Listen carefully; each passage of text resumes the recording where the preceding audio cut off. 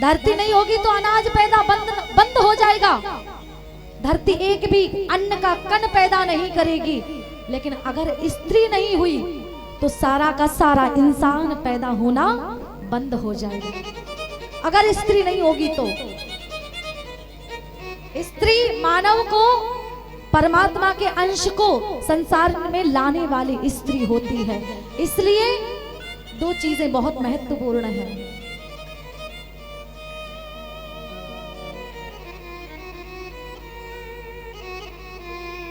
आज अगर हमारे घर में बेटा होता है तो हम इतनी थाली बजाते हैं कि जब तक वो थाली फूट नहीं जाती है कि नहीं। लेकिन अगर घर में लड़की हो जाए, बेटी हो जाए, तो आपको पता है कई घरों में तो ऐसा लगता है, उनके चेहरे अगर देख लो तो ऐसा लगता है कि संसार का खर्चा यही उठा रहे। ऐसा लगता है कि इनके घर से कोई चला गया, आज पधार गया हो। कई लोगों के ऐसे चेहरे हो जाते हैं। कहने का तात्पर्य यही है कि स्त्री का सदैव सम्मान करना चाहिए, क्योंकि बेटी अपने साथ में भाग्य लेकर के आती है। क्योंकि बेटी वो भी थी जिसके नाम से आज संसार जाना जाता है, महारानी लक्ष्मीबाई। वो बेटी क्या, वो तो एक अबला थी, लेकिन इतना संघर्ष किया कि एक बेटी के कारण आज भारत पहचान में आ गया।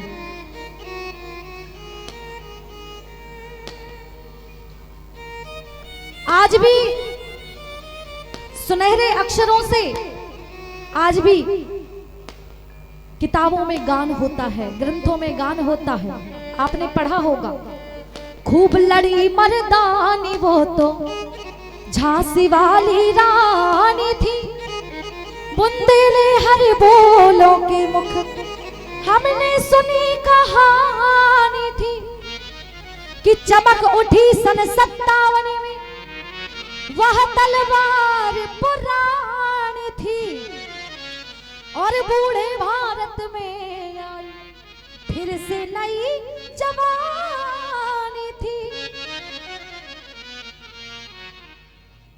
57 में, सन 1857 में ऐसा लग रहा था, भारत की ऐसी स्थिति हो गई थी जैसे भारत वृद्ध हो गया हो, जर्जर हो गया हो, कुछ नहीं आता हो, कोई विकास नहीं था। लेकिन केवल महारानी लक्ष्मीबाई की तलवार ने इस संसार में विकास लाया। अंग्रेजों को भगाने वाली कौन है? महारानी लक्ष्मीबाई। वो भी एक बेटी थी। और आज हमारे घर में बेटी पैदा होना तो दूर की बात, अगर गर्भ में आ जाती है तो अल्ट्रासाउंड करवा लेते, पता चलता है कि बेटी है, खत्म करो। डॉक्टर को पैसा दिया, पेट में ही कटवा दिया, खत्म करवा दिया। बेटी जब गर्भ में होती है तो सोचती है मैं बाहर जाऊंगी, मेरी माँ कितना मीठा बोलती है, क्योंकि सब बच्चे सुनते हैं। बच्चा जो होता है वो सब सुनता है गर्भ के अंदर। वो बेटी कहती है, हंसती है, खिलखिलाती है कि मैं बाहर जाऊंगी, जो बातें सुनती है अमल करूंगी। लेकिन पता चलता है कि डॉक्टर की और उसके घर वालों की, पिता की, माँ की चर्चा हो रही है कि खत्म करवा दो। तो बेटी की आत्मा कहती है, मिट रही है जग से दुलारी बेटियां, हाय रे किस्मत की मारी है ये बेटियां, कि मिट रही है जग से दुलारी बेटियां, हाय रे किस्मत की मारी है बेटियां। अल्ट्रासाउंड का करिश्मा तो देखो, जो छीनता है हमसे हमारी बेटियां। अरे एक दिन, अरे क्या मिलता है तुम्हें बेटियों को मार कर, ये पूछती है तुमसे तुम्हारी बेटियां। अब बंद भी करो ये जुल्म सितम, सबसे प्यारी होती हैं ये बेटियां। कि बेटी भी कुंवारी रह जाएंगी अगर खत्म हो गई जग से सारी बेटियां, कि बेटे भी सभी कुंवारी रह जाएंगे अगर दुनिया से मिट गई सारी बेटियां। एक बेटी अपने माँ से कहती है, माँ मुझे संसार में आना है, याद रखना, बेटी बेटे से कम नहीं होती है। जिस प्रकार से हम बेटे को पढ़ाते हैं उसी प्रकार से बेटी को भी शिक्षा दिलाएं, और एक दिन बेटी भी आपका नाम रोशन करेगी। आज संसार में ऐसा कौन सा क्षेत्र है जिस क्षेत्र में बेटी कार्यरत नहीं है? पुलिस में तो पुलिस में बेटियां हैं, आर्मी में तो आर्मी में बेटियां हैं, डॉक्टरी में तो डॉक्टरी में, मेडिकल लाइन में बेटियां हैं, टीचिंग में तो टीचिंग लाइन में बेटियां हैं।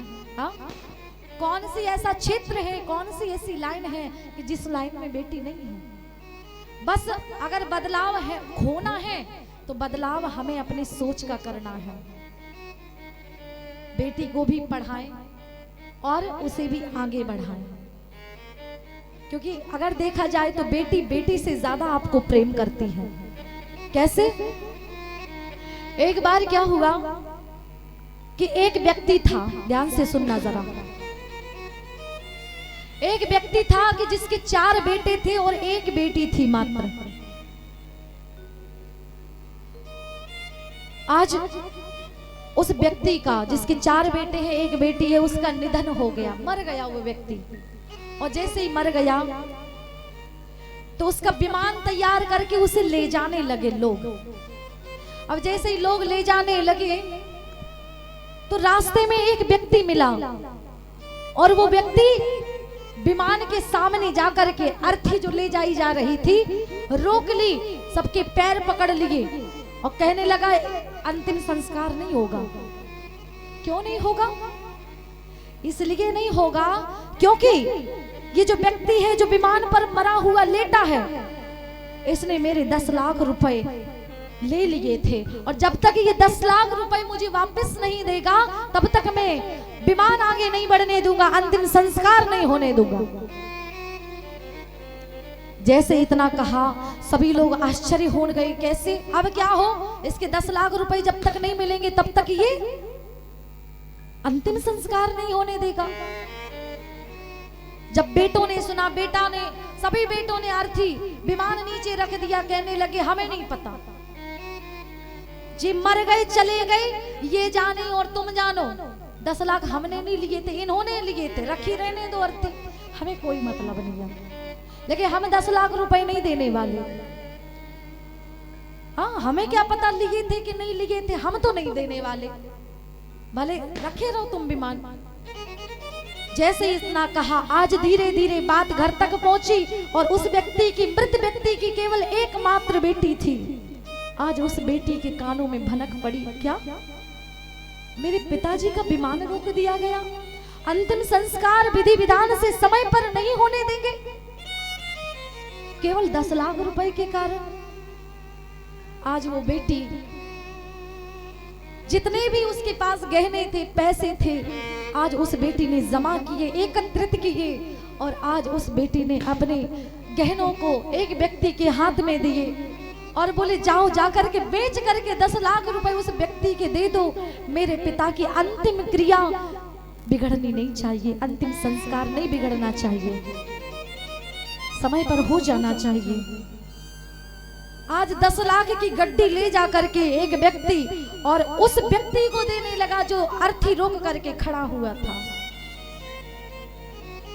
जैसे ही 10 लाख की गड्डी पकड़ाने लगी वो व्यक्ति को, उस व्यक्ति ने हाथ जोड़ लिए, और हाथ जोड़ करके वो व्यक्ति कहने लगा नहीं भैया, ये 10 लाख रुपए मेरे नहीं है, मुझे नहीं चाहिए। क्यों नहीं चाहिए? अभी तो विमान रोक लिया था, अंतिम यात्रा रोक ली थी, अब क्या होगा? लो अपने, और अंतिम संस्कार के लिए आगे जाने दो। नहीं भैया, मुझे नहीं चाहिए। क्यों नहीं चाहिए? सुन लीजिए, क्योंकि 10 लाख रुपए मेरे इन पर नहीं आते थे, बल्कि 10 लाख रुपए इनके मुझ पर आते थे। 10 लाख रुपए का देने के लिए मैं आया था, लेकिन मुझे पता चला कि इनकी मृत्यु हो गई है, तो मुझे पता नहीं था कि इन 10 लाख रुपए का अधिकारी कौन है। हा? यही पता करने के लिए कि इन पैसों के अधिकारी, सच्चा अधिकारी कौन है, हकदार कौन है, ये जानने के लिए ये मैंने छोटा सा नाटक किया, और मैं समझ गया कि इसकी अधिकारी इनकी बेटी है, और बेटी से ज्यादा कोई प्रेम नहीं कर सकता है। याद रखना, आप लोग किसान भाई हो, जब आप खेत में काम करके आओगे ना घर पे, हाड़े थके खटिया पे लेट जाओगे, बेटा से कहोगे बेटा हाँ एक लोटा पानी लाओ। कहा पापा हम टीवी देख रहे हैं, ले लो आप।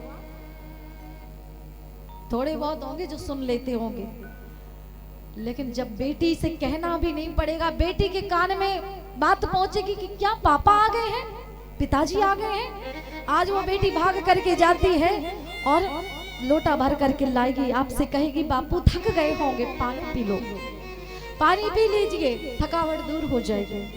वो बेटी होती है जिसे हम मार देते हैं। संसार में आना तो दूर की बात, पेट में ही खत्म करा देते हैं। क्यों? उसकी क्या गलती? केवल एक बेटी है, इसके कारण। याद रखना, परमात्मा की प्राप्ति आत्मा को होती है, ना स्त्री को ना पुरुष को। ना स्त्री को होती है ना पुरुष को होती है, परमात्मा की प्राप्ति आत्मा को होती है। आपको ऐसे कर्म नहीं करने हैं, अगल बगल देख लिया कोई नहीं देख रहा, एक बार ऊपर देख लेना, वो जरूर देखता है, कोई देखे ना देखे, वो अपनी डायरी में नोटिस करता रहता है क्या किया क्या नहीं किया। सत्य असत्य दोनों को कंधों पर लेकर के चलते हैं हम हमेशा, पाप और पुण्य को। इसीलिए याद रखना, हमेशा सोच लेना बुरा कर्म करने से पहले कि कोई देख रहा है, अगल बगल नहीं, एक बार ऊपर देख लेना। लोग कहते हैं कि वो बेटी तो ससुराल चली जाएगी, फिर काय का पढ़ाने का फायदा क्या। अरे बेटियों से कहना है आप पढ़ो लिखो और इतना पढ़ो कि अपने माता पिता का नाम रोशन करो, अपने पैरों खड़ी हो जाओ, 4 पैसे कमाओ, 4 कमा रही हो तो 2 ससुराल वालों को दे दो, 2 अपने मायके वालों को। आज वो बेटी भी अपने माता पिता का ध्यान रख सकती है, खर्चा उठा सकती है। कई घर तो ऐसे हैं जहां 2 बेटियां हैं, उसके बाद उन्होंने बच्चे ही नहीं किए। क्यों? बेटी क्या बेटे से कम होती है? बस हमें अपनी सोच बदलनी है, क्योंकि बेटा नैनों का तारा है तो बेटी नैनों की ज्योति है, और वो जगह स्वर्ग से बढ़कर है जहां बेटी पैदा होती है। बेटी घर में होनी चाहिए, क्योंकि जिस दिन बेटी घर में आती है घर हंसता है और कई लोग रोते हैं। ऐसा नहीं होना चाहिए, हमें भी हंसना चाहिए। बेटी अपने साथ में लक्ष्मी भाग्य सब लेकर के आती है। इसीलिए निवेदन यही होगा, हमारे सनातन धर्म में गोस्वामी बाबा ने रामचरितमानस में वर्णन किया है बाबा जी ने कि बेटा तो एक कुल को पवित्र करेगा, लेकिन बेटी 2-2 कुलों को पवित्र करती है। पुत्री पवित्र किए कुल 2, पुत्री पवित्र किए कुल 2, सो जास धवल जस कहे सबको, सो जास धवल जस कहे सबको। पुत्री पवित्र, पुत्री पवित्र, पुत्री पवित्र। पुत्री पवित्र किए कुल 2, सुजस धवल जस कहें सबको। पुत्री सुपुत्री अगर हो तो एक कुल को नहीं, ससुराल वाले कुल को भी और मायके के कुल को भी पवित्र करती है, वो बेटी होती है। तो सभी में समानता रखनी है। कथाएं तो वही हैं, लेकिन सीख क्या लेनी चाहिए। बेटी और बेटे सब समान होते हैं, और असमानता होती है तो वो हमारी सोच में, हमारी प्रवृत्ति में। नारद जी महाराज कहने लगे कलयुग के दोषों को देखते देखते मैं आगे बढ़ता गया, बढ़ता गया। धीरे धीरे मैं वृंदावन में यमुना के तट पर पहुंचा।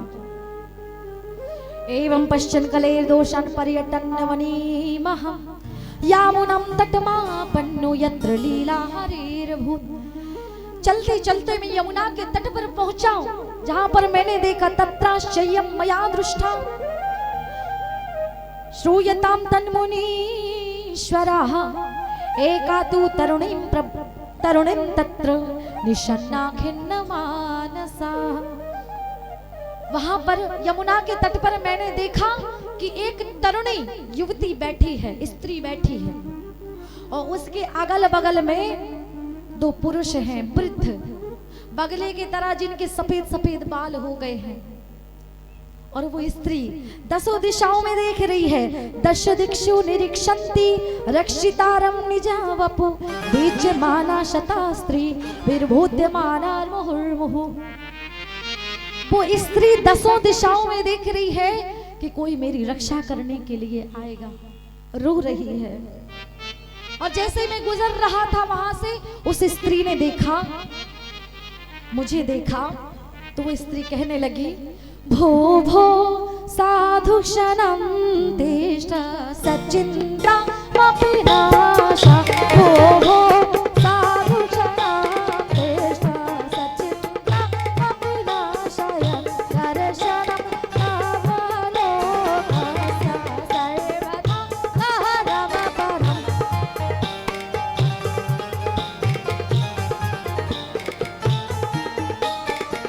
दर्शनं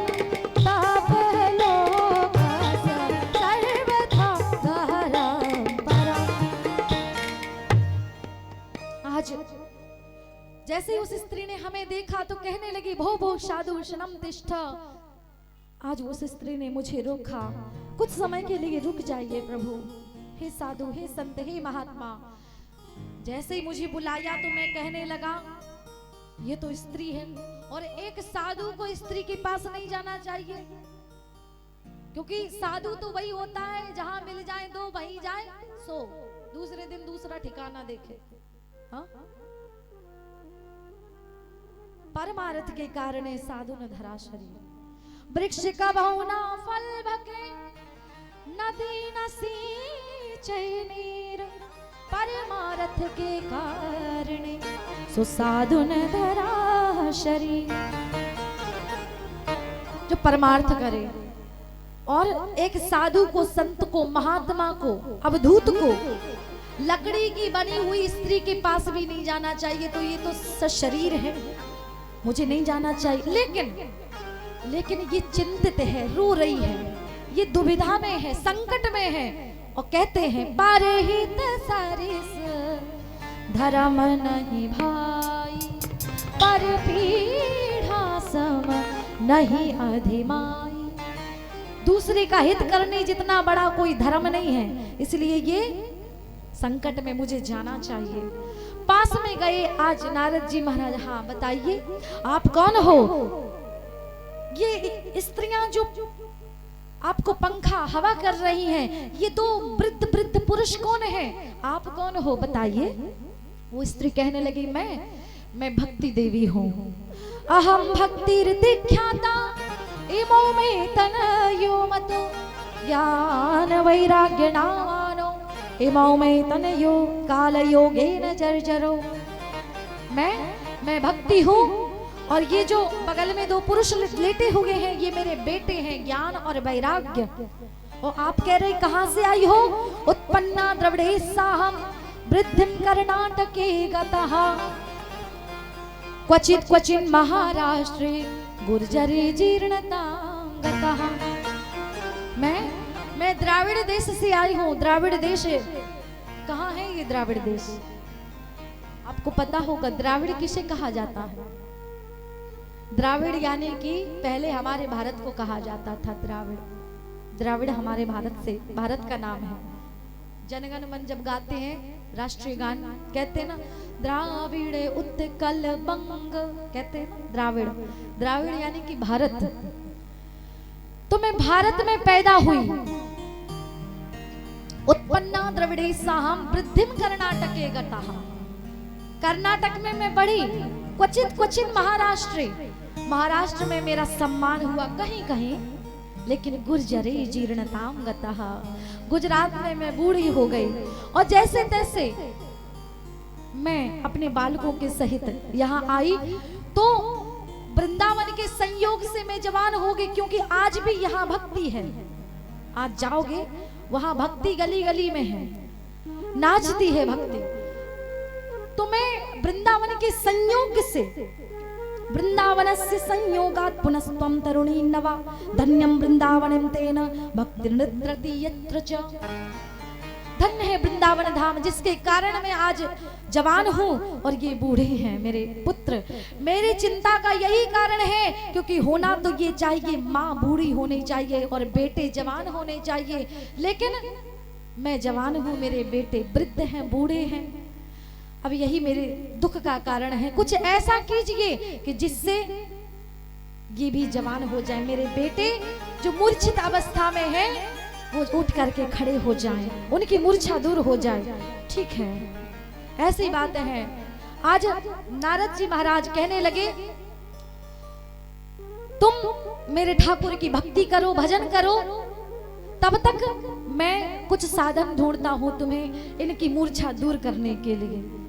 आज वृंदावन की महिमा के कारण भक्ति देवी जवान है, इसीलिए भक्ति देवी वृंदावन का गुणगान करने लगी और कहने लगी, वृंदावन धाम अपार जपे जा राधे राधे, श्री वृंदावन धाम अपार जपे जा राधे राधे। वृंदावन धाम अपार जपे जा राधे राधे, जपे जा राधे राधे, ओ भजे जा राधे राधे, जपे जा राधे राधे, कहे जा राधे राधे, ओ श्री वृंदावन धाम अपार जपे जा राधे राधे, श्री वृंदावन धाम अपार जपे जा राधे राधे। श्री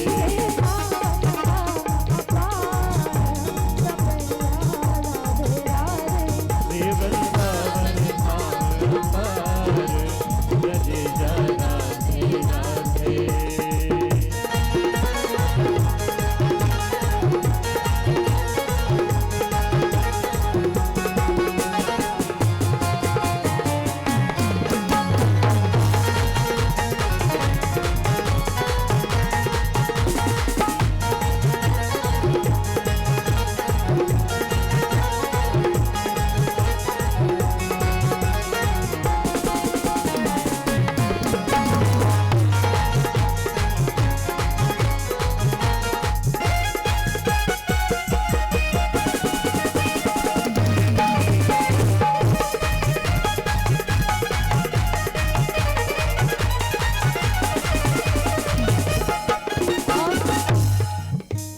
जो राधा राधा गावे, तो प्रेम पदार्थ पावे।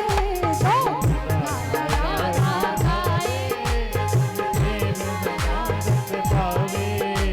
कहते हैं कि राधा राधा रटन से सब बाधा मिट जाए, जैसे सूर्य के आन से अंधकार कट जाए।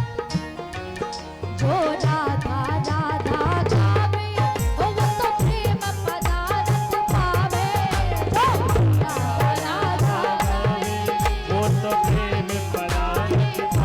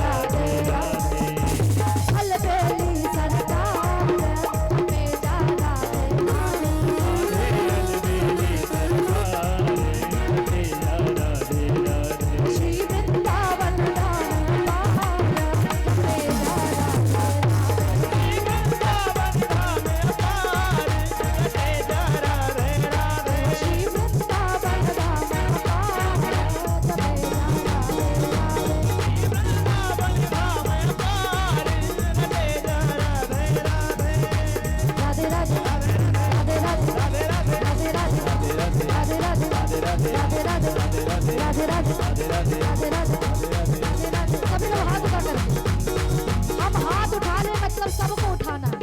राधे राधे राधे राधे राधे राधे राधे राधे राधे राधे राधे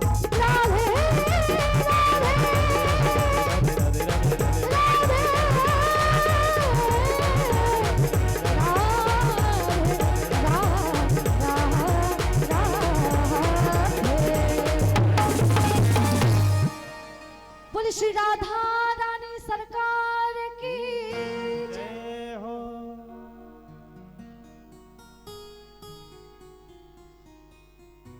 वृंदावन, वृंदा यानी कि राधा, तुलसी यानी कि राधा, जहाँ गण गण में राधा विराजमान है ऐसा वृंदावन। वृंदावन धाम के चरणों में वंदन, चित्रकूट धाम के चरणों में वंदन, सभी धामों के चरणों में वंदन, सभी तीर्थों के चरणों में वंदन।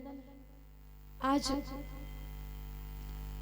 जैसे ही कीर्तन किया, कीर्तन करके आज भक्ति देवी बैठी और इधर नारद जी महाराज मंत्र जो हैं, श्लोक जो हैं, गीता श्लोक, भागवत के गीता श्लोक और नाना प्रकार के जो पुराण हैं उनके श्लोक, वेदों के श्लोक, उपनिषदों के श्लोक, शास्त्रों के श्लोक आज ज्ञान और वैराग्य के कानों में वेद वेदांत घोषश्च गीता पाठेर मुहुर्मुहु बोध्यमानो ददातेन कथम चिच्चोथितो बला।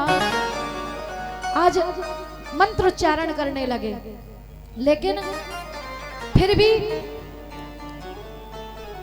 जितनी देर तक के लिए मंत्रोच्चारण ज्ञान वैराग्य के कान में नारद जी करते, उतने समय के लिए उठ करके खड़े हो जाते और मंत्रोच्चारण करना बंद कर दे, मंत्र सुनाना बंद कर दे तो फिर से लेट जाते, मूर्छित हो जाते। नारद जी परेशान, भैया सनक सनंदन सनत कुमार सनक नंदन, अब वही जो ठेका है ज्ञान वैराग्य को जवान करने का, जो ठेका है मूर्छा दूर करने का, जो ठेका है, जो जिम्मेदारी है वो हमने ले रखी है, वो ठेका पूरा नहीं हो रहा, इसलिए हम चिंतित हैं।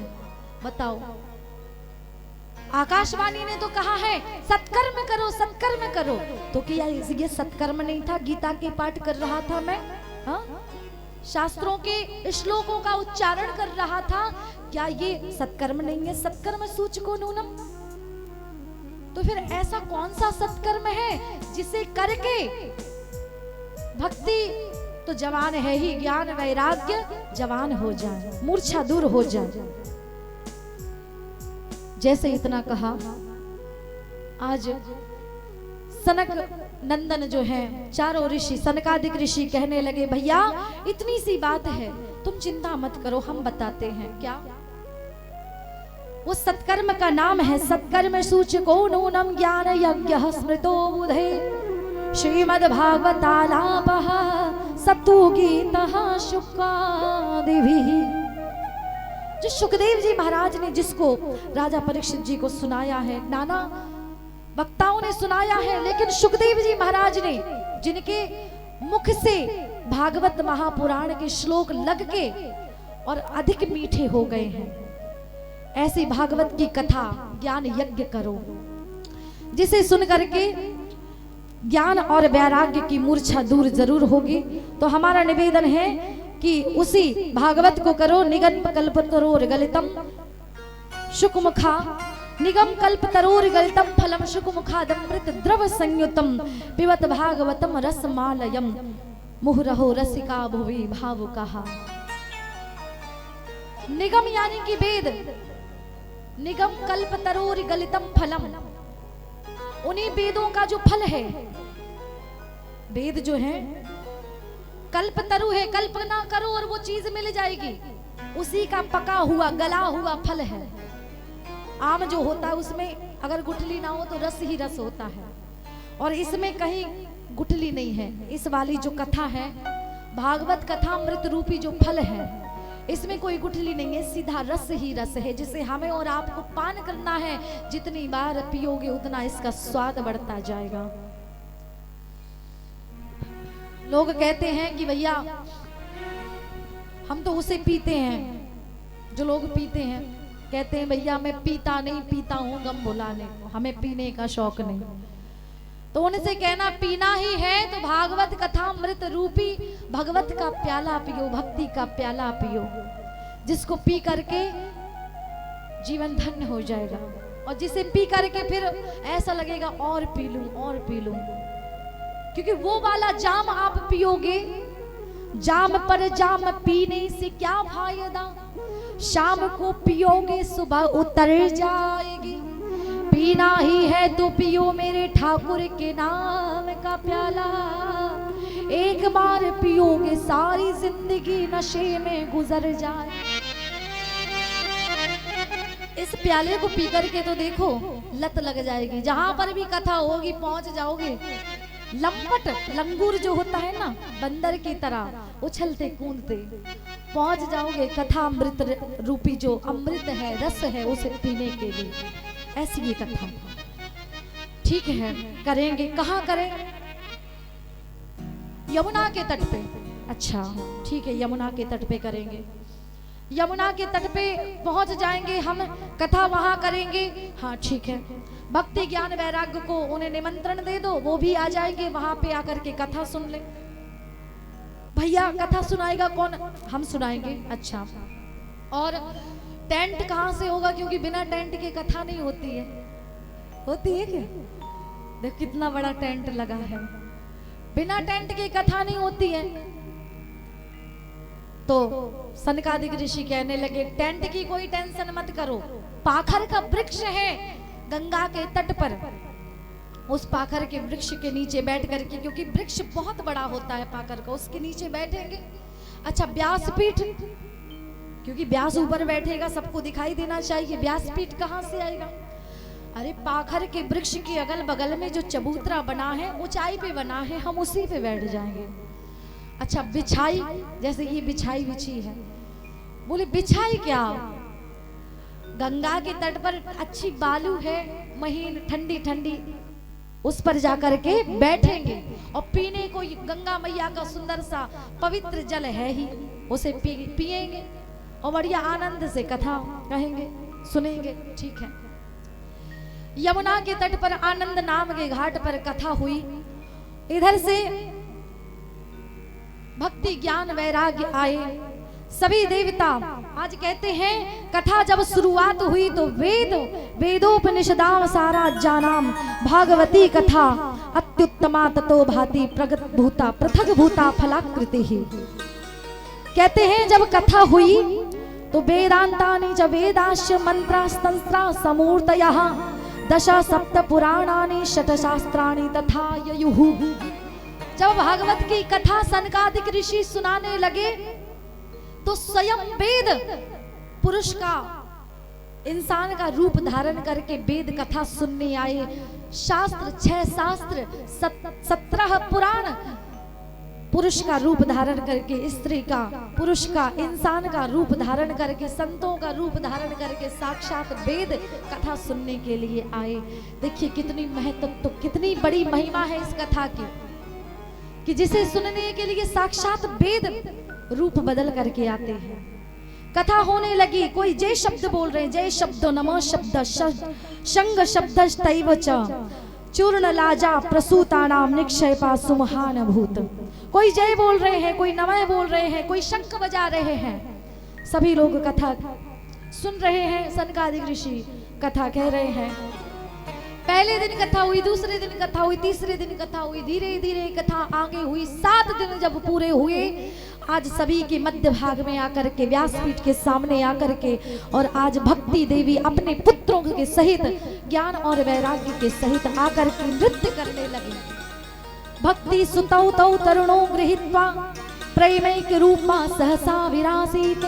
और आकर के नृत्य करने लगी भक्ति अपने पुत्रों के साथ में, और गाने लगी श्री कृष्ण गोविंद हरे मुरारी, हे नाथ नारायण वासुदेवा, श्री कृष्ण गोविंद हरे मुरारी, हे नाथ नारायण वासुदेवा, श्री कृष्ण गोविंद हरे मुरारी, हे नाथ नारायण वासुदेवा, श्री कृष्ण गोविंद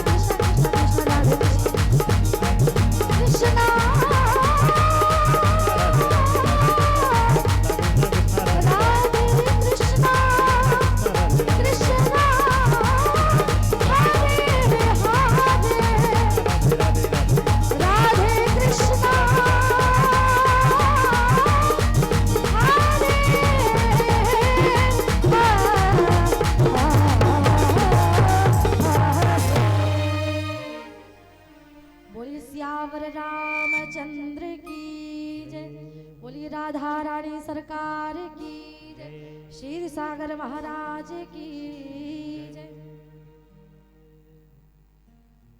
भक्ति ज्ञान वैराग्य की कथा जो है, ये कथा सारी की सारी हमारे जीवन पर है। पता है कैसे?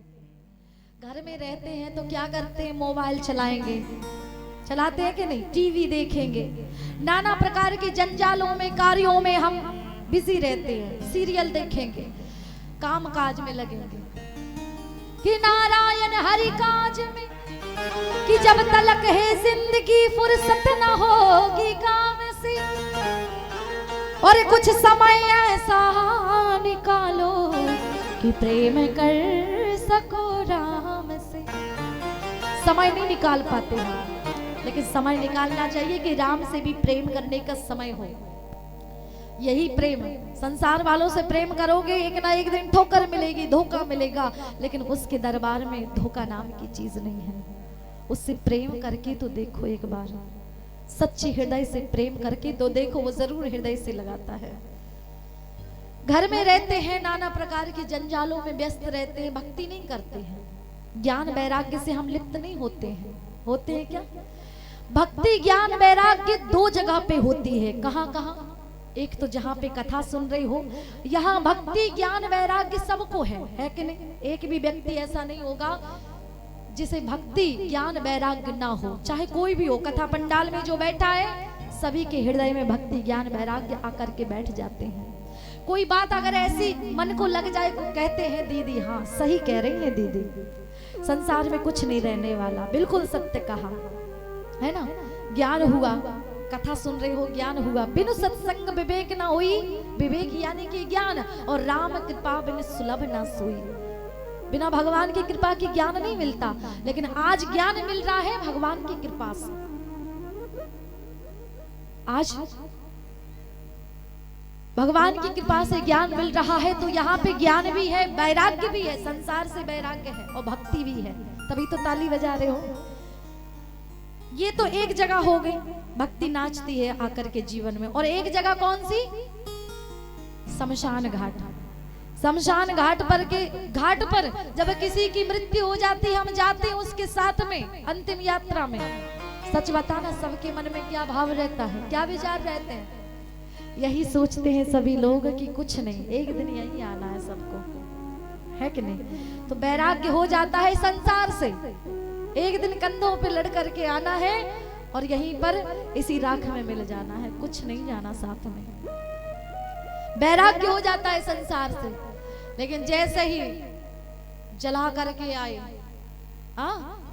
जैसे ही शमशान भूमि से वापस आए, घर पे नाती पोता मिल गए, पापा का लाए, दादाजी का लाए, लाड़ लड़ाने लगते हैं, तो फिर हम पुनः संसार की माया में लिप्त हो जाते हैं। ये पूरी की पूरी कथा हमारे और आपके जीवन पर है। कल संक्षिप्त रूप में कल धुंधकारी की कथा आपने सुनी है, आप लोगों ने सुनी होगी, सुनी है ना परीक्षित जी? धुंधकारी की कथा सुनी है सबने, तो विस्तार से कहने की जरूरत है क्या? संक्षिप्त में कल धुंधकारी की कथा होगी कि आज ही करना?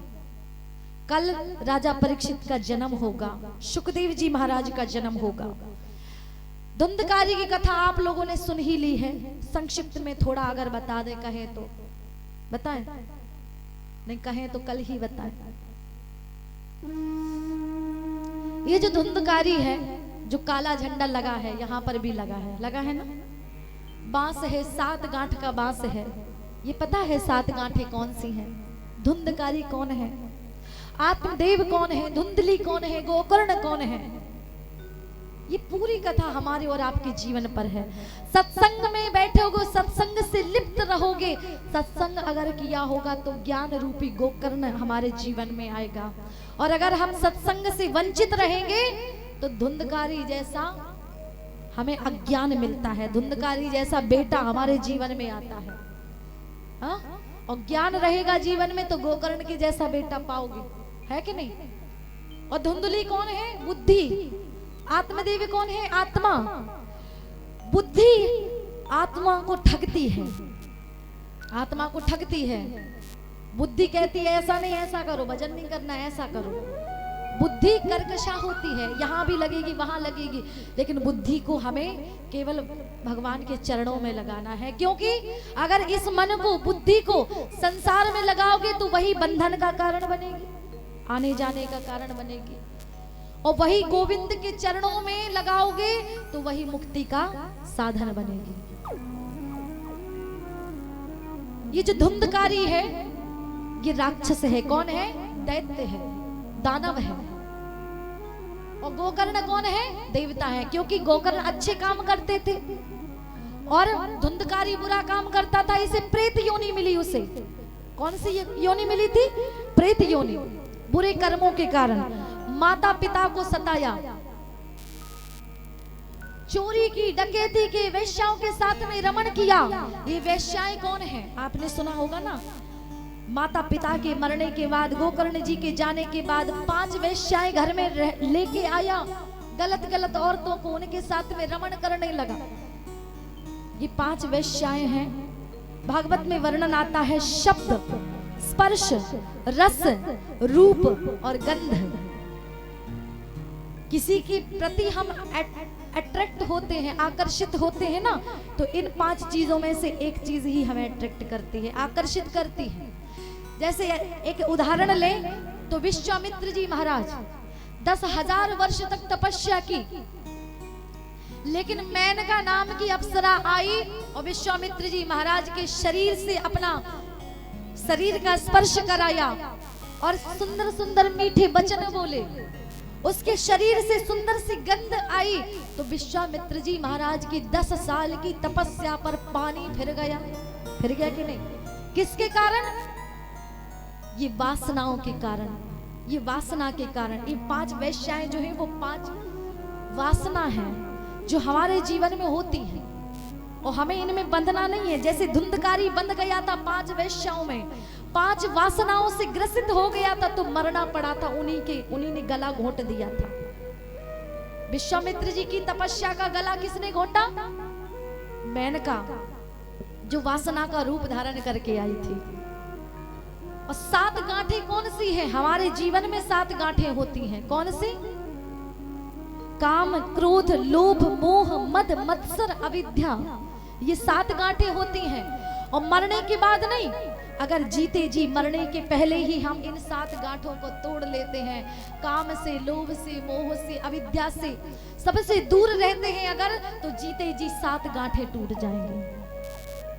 आपने देखा होगा ये धुंधकारी हर गांव में मिलेंगे और देवता भी हर गांव में मिलेंगे। धुंधकारी क्या करता था? पाप करता था, डकैती करता था, चोरी करता था, अपमान करता था, संतों का, माता पिता का अपमान करता था।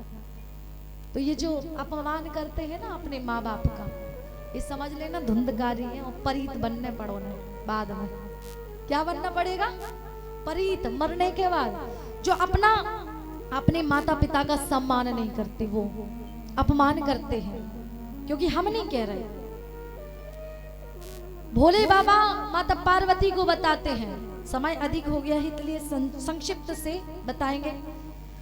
भोले बाबा कहते हैं कि जो लोग अपने माता पिता का सम्मान नहीं करते, कहते हैं माँ नहीं, मात पिता नहीं देवा, और साधु न सन करवा वही सेवा।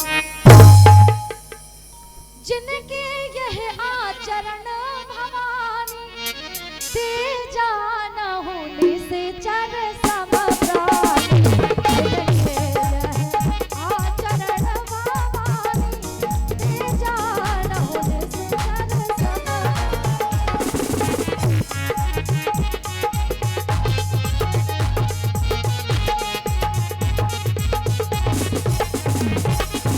नहीं मात पिता नहीं देवा, साधु सन करवा वैसे।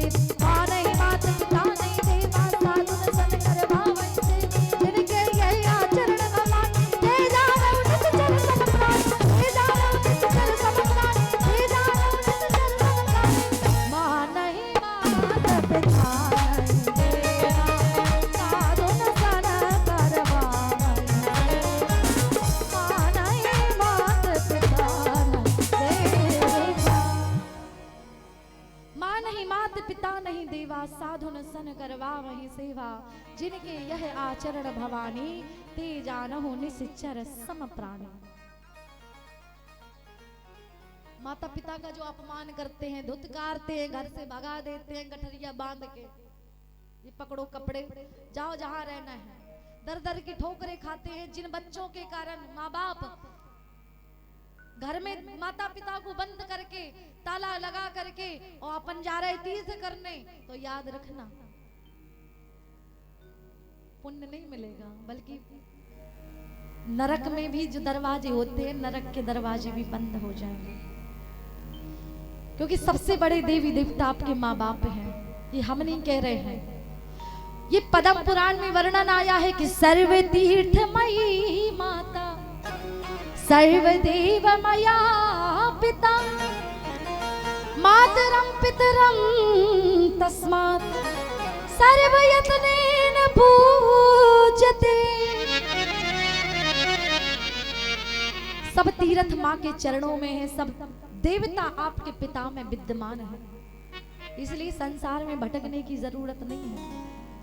संसार में भटकने की जरूरत नहीं है, ये अच्छी बात है, तीर्थ करने जाओ, लेकिन माता पिता को श्रवण कुमार की तरह कंधे पर नहीं तो कम से कम डोली में बिठा करके जाओ, कम से कम गाड़ी में बिठा करके जाओ, साथ में लेकर के जाओ। आप आज कलयुग के श्रवण कुमार से कम नहीं होंगे, याद रखना। माता पिता को बंद करके अगर तीर्थ भी करने जाओगे तो कोई पुण्य मिलने वाला नहीं, बल्कि नरक में भी जगह नहीं मिलेगी, क्योंकि सबसे बड़े माता पिता आपके देवता हैं। कौन है? आपके माँ बाप। ये शास्त्र कहते हैं। अधिक चर्चा कल की कथा में होगी।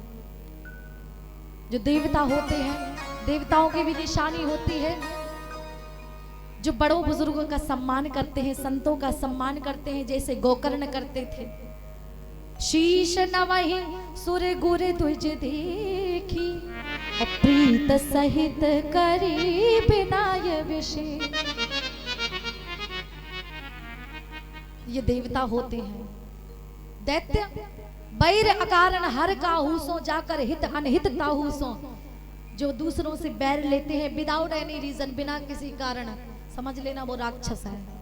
ये अलग से नहीं आते, टीवियों में दिखाए जाते, बड़े बड़े दांत, बड़े बड़े सींग, बड़े बड़े नेत्र, लाल लाल। वो तो एक स्वरूप दिखाया गया है कि ऐसे राक्षस होते हैं, वैसे नहीं होते। राक्षस ऐसे होते हैं और ये हर गांव में मिलेंगे। जो माता पिता को लात मार रहे हैं, भगा रहे हैं, अपमान कर रहे हैं, रोटी रोटी को तरसा रहे, समझ लेना वो राक्षस हैं। और ऐसे लोग मरने के बाद प्रेत बनेंगे, भूत बनेंगे। ऐसी ये कथा है। जिसने बड़े से बड़े पाप किए हों, प्रेत पीड़ा विनाशिनी। ऐसे ही लोग जो पाप करते हैं, पाप कर्मों के कारण आज गांव-गांव में ऐसे लोग पाए जाते हैं। कई गांवों में पाए जाते हैं। बुरे काम करने के कारण जो परीत बन गए हैं, वो आते हैं और बांस में आकर के बैठते हैं, भागवत सुनते हैं और 7वें दिन उनका उद्धार होता है। ये सत्य है। लेकिन कब? जब श्रद्धा अदृढ़म च हतम ज्ञानम प्रमादेन हतम श्रुतम संदिग्धो ही हतो मंत्रो व्यग्रचित्तो हतो जपः। जब आप दृढ़ता पूर्वक कथा को सुनेंगे, विश्वास से, श्रद्धा से और मनन चिंतन करोगे, तब जाकर के उस कथा को सुन करके आपका उद्धार होगा। जीते जी कर लो, मरने के बाद परीत बनना ही ना पड़े, है कि नहीं? क्योंकि परीत योनि ऐसी होती है, भूख लगेगी लेकिन खा नहीं पाओगे, प्यास लगेगी पी नहीं पाओगे, सब सामने रखा रहेगा, बहुत दर्द होता है। तो कर्म ऐसे करो कि आपको परीत बनना ही ना पड़े। बोलिए बाके बिहारी लाल की। आइए एक भजन, उसके बाद में कल आपको सुखदेव जी महाराज का जन्म, राजा परीक्षित जी का जन्म और उनके श्राप की कथा, सृष्टि वर्णन की कथा आप सभी लोगों को सुनाई जाएगी। आइए एक भजन। कि छोड़ना जग पड़ेगा तुझको हर हाल में, छोड़ना जग पड़ेगा, छोड़ना जग पड़ेगा तुझको हर हाल में। चाहे कुछ कर लो, संसार छोड़ना पड़ेगा। लेकिन संसार छोड़ने से पहले अपने मन को लगा ले लड्डू गोपाल में, अपने मन को लगा ले लड्डू गोपाल में, अपने मन को लगा ले लड्डू गोपाल में। छोड़ना जग पड़ेगा तुझको हर हाल में, छोड़ना जग पड़ेगा तुझको हर हाल में, अपने मन को लगा ले लड्डू गोपाल में, अपने मन को लगा ले लड्डू गोपाल में।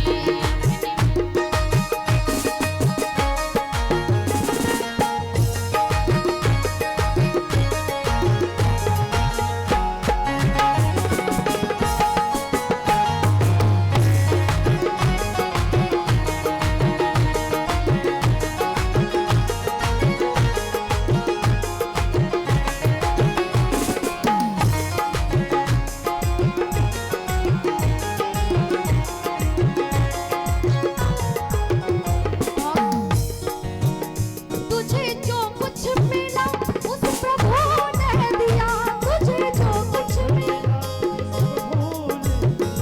तूने फिर भी भजन प्रभु का ना किया, तूने फिर भी भजन हरि का ना किया। तो बिन भजन के, बिन भजन के, बिन भजन के फंसेगा प्राणी भव जाल में, बिन भजन के, बिन भजन के फंसेगा प्राणी भव जाल में, अपने मन को लगा ले लड्डू गोपाल में, अपने मन को लगा ले लड्डू गोपाल में, अपने मन को लगा ले लड्डू गोपाल में।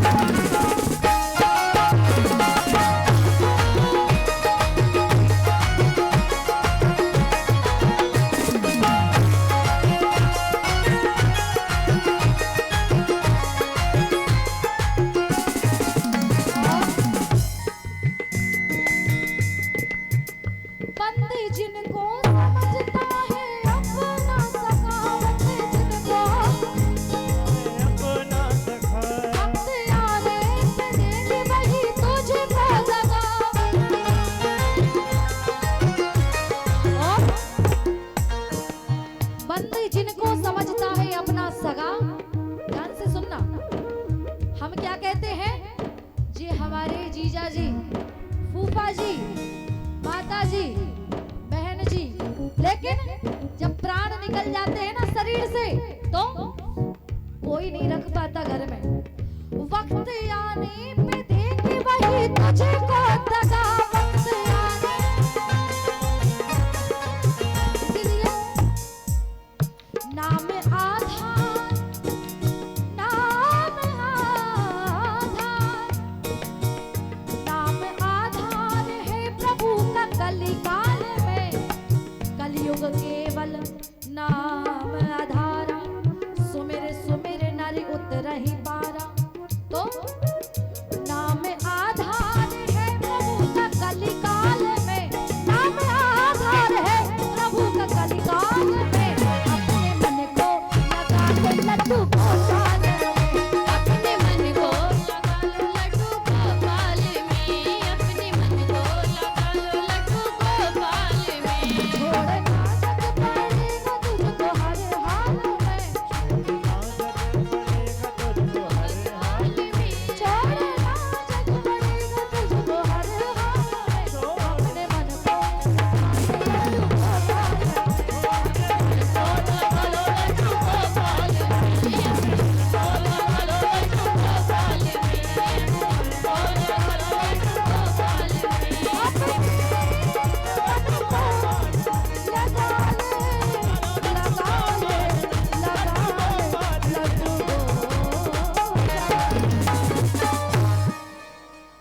बोले श्री बांके बिहारी लाल की जय, बोले क्षीर सागर भगवान की जय, बोलिए नारायण भगवान की जय, बोलिए भागवत भगवान की जय। आप लोगों के भगवान ने हाथ दिए हैं, हाथ उठा लिया करो थोड़े से, हाँ? और जिनके हाथ नहीं है वो पैर ही उठा लिया करो।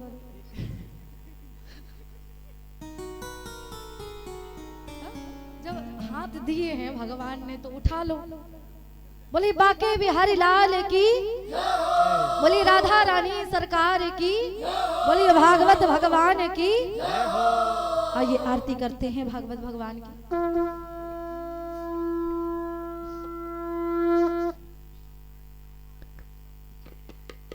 सभी लोग